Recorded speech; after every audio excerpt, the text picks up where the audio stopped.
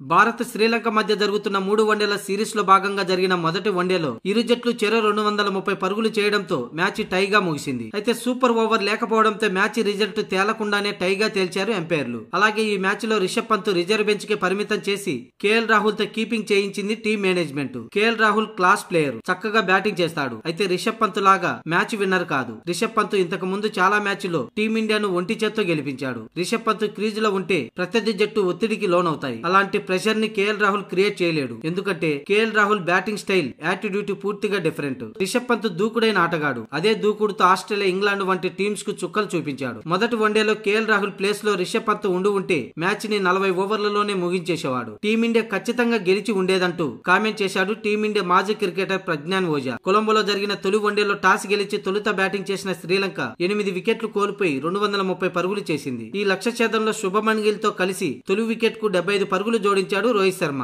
ఆ తర్వాత కోహ్లీ 24, శ్రేయస్ అయ్యర్ 23, అక్షర్ పటేల్ 33, కేఎల్ రాహుల్ 31 పరుగులు చేశారు. ఇక దూబే చివర్లో 25 పరుగులు చేసి టీమిండియా విజయానికి ఒక్క పరుగు అవసరమైనప్పుడు అవుట్ అయ్యాడు. ఆ తర్వాత బంతికి హర్షదీప్ సింగ్ భారీ షాట్ కు ప్రయత్నించి గోల్డెన్ డకౌట్ అయ్యాడు. దీంతో ఇరు జట్ల స్కోర్లు సమం కావడంతో మ్యాచ్ టైగా ముగిసింది.